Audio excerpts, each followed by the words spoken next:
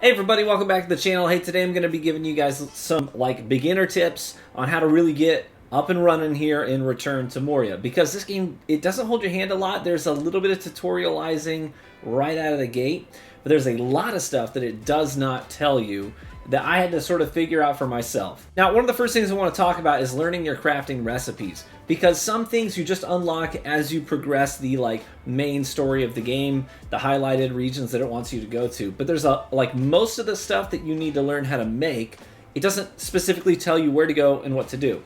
In fact, I was way down in the depths of the actual mines part, fighting full-grown orcs in steel armor and stuff, and I had no armor on whatsoever, just a basic kite shield, because I didn't realize how to learn how to craft the armor. So to learn those recipes, basically what you have to do is you have to repair statues that are broken throughout the world. And the most basic armor you learn by repairing these statues. You'll see broken pedestals where these statues are kind of busted up and in chunks on the ground. And all you have to do is craft your first hammer, which you'll learn just progressing the main storyline within the first hour of the game. And then as you repair these statues, you will get the most basic upgrades, like your Iron Hills gloves, your Iron Hills armor, and you're going to be able to wear these things to help out with damage resistances and stuff like that. But beyond that, as you progress throughout the game, you're going to be repairing these statues, and you're going to learn even better crafting spells, like how to craft elven arrows, Aregion armor sets, and shields. And those have massive benefits that are really going to help you out against tougher tiered enemies. A lot of times, especially if you're playing solo, you're going to get attacked by hordes of goblins and orcs and wolves and guys with bows up on the hills shooting at you during all of that. And you're going to need to be able to tank a lot of damage, especially if you're playing solo, because it doesn't sort of scale down. You're still going to have to handle all of these hordes. You're just going to have to do it alone. So tip number one, repair these statues. You absolutely have to do that if you want to get the best stuff in the game. If you want to get even some of the most basic stuff in the game, that's one of the very first things you have to do, and the game doesn't tell you that. Second thing, make sure you're hitting V just to make these little floating platforms, because there's a lot of stuff in the game that you're going to have to reach, and creating these floating platforms is just going to be your easiest way to get access to things. Sometimes you're going to look up high, for example, this little outpost that I built here into an existing structure.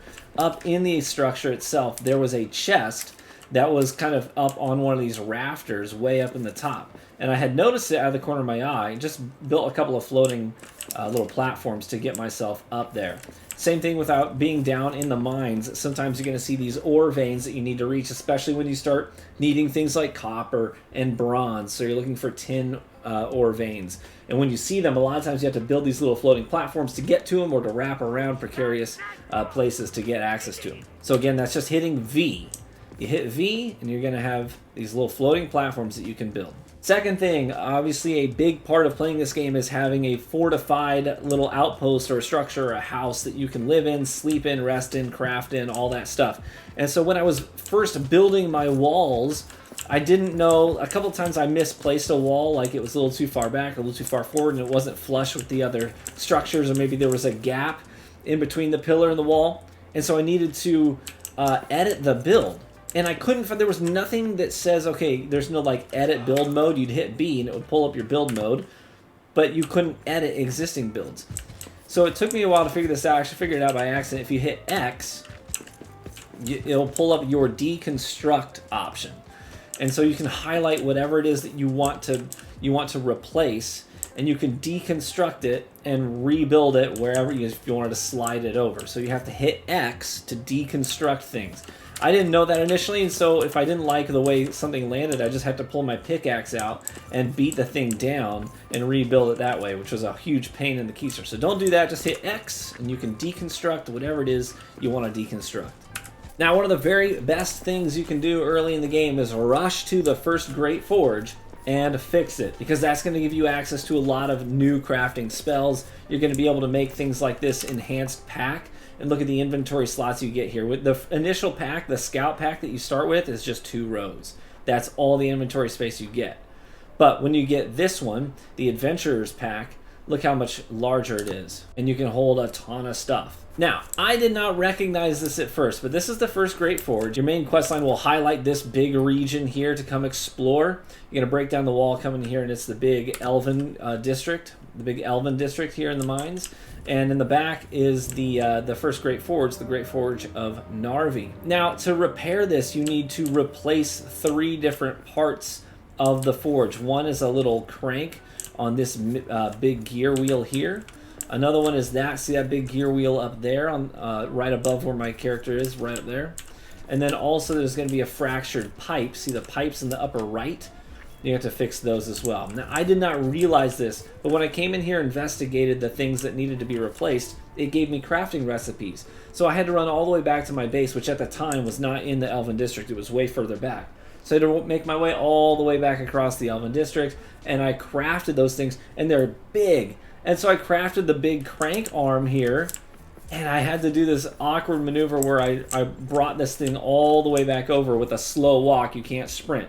And you can't defend yourself either. So if I got in combat, I'd have to like yeet it onto the ground and pull out my sword and shield and fight, and then pick it back up and lug it over here. I did not realize every single piece to repair this forge is in the room. I didn't realize that. So for example, this is the replacement crank that I didn't see down here. I could have just picked it up and walked it up here and slapped it on, and I'd have been fine.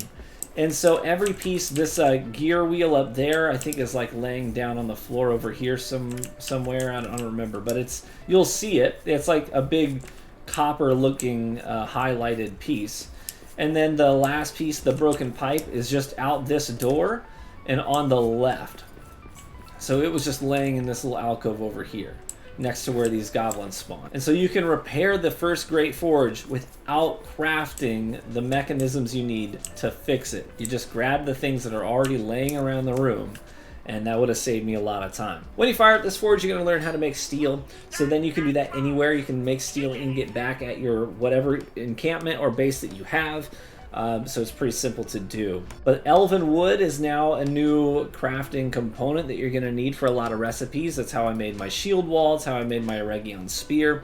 And that's just by chopping down the trees that are here in the Elven District. So once you do that, you'll have that material. Other than that, bronze ingot is going to be a new item that you're going to need for a lot of these crafting recipes. Bronze is tricky because it comes from tin, and tin comes from the mines. So if I were to exit the Great Forge and take a right, this will take me down into the depths of the mines of Moria. You go down there and there's going to be tons of different ore veins, iron and coal. There's going to be copper down there and a lot of things that you can't even mine, like precious stones, because you're not going to have a pickaxe that's strong enough to mine those yet.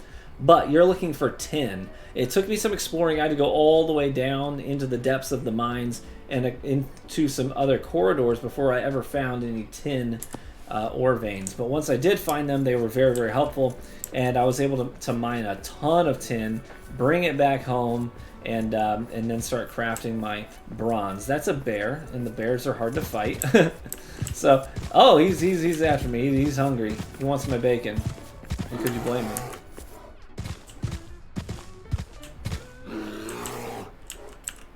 Now your shields will block all damage, so that's helpful.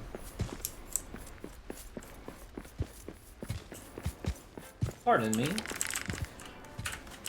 Now beyond that, basic stuff like managing your health, managing your rest, managing your food meters, and there's one more thing, and on the bottom left-hand corner, you'll see this like blue meter down there, and that is your...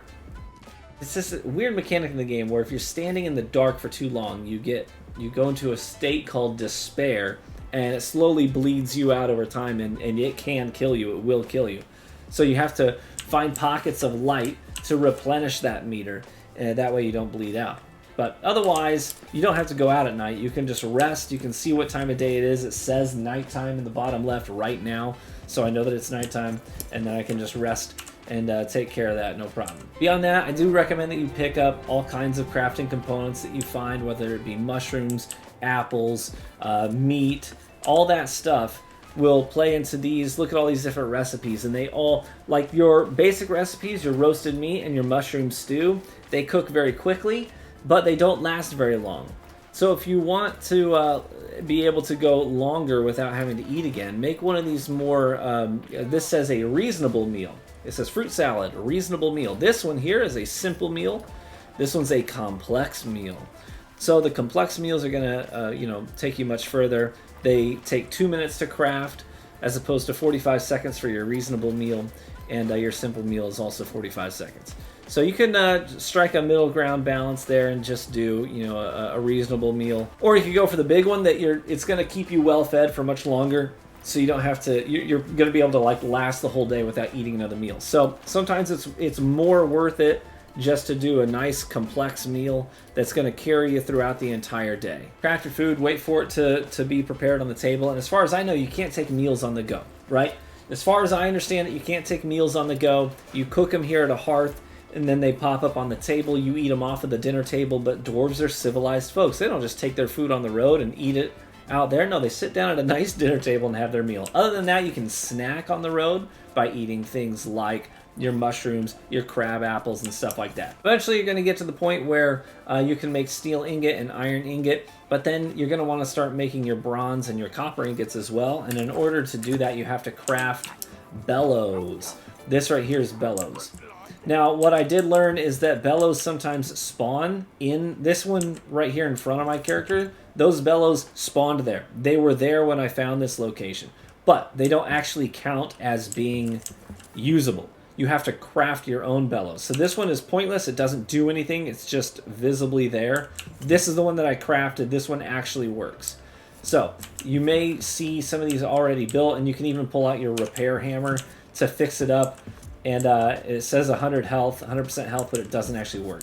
And along those lines, your repair hammer is also used to repair your structures after an attack, if hordes come and attack your base.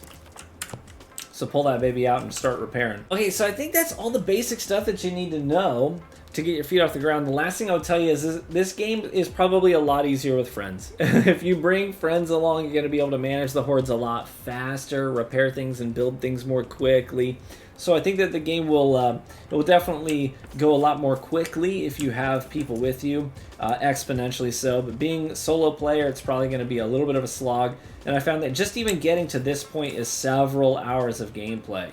So getting to the point where you've got the first forge up and running, you've been down into the mines, you've crafted things like your Eregian spear, you have an actual, full kite shield to keep you safe as well, the shield wall, you've got some armor to protect you. It's going to take you some time to get to that point.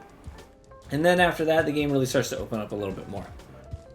So I hope you found that helpful. Best of luck in all of your own endeavors in this game, and let me know if you're liking it or not. Leave a like on the video if you learned something new. Feel free to subscribe for additional content. We'll catch you in the next one. Bye-bye.